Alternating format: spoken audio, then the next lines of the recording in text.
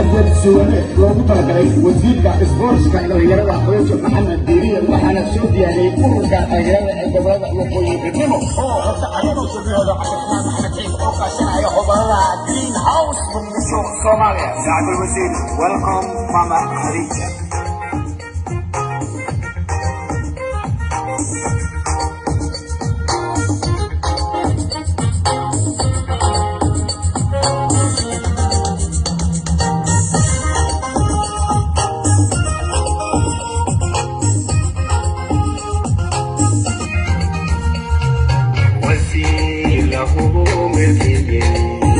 مقام قرن دوسي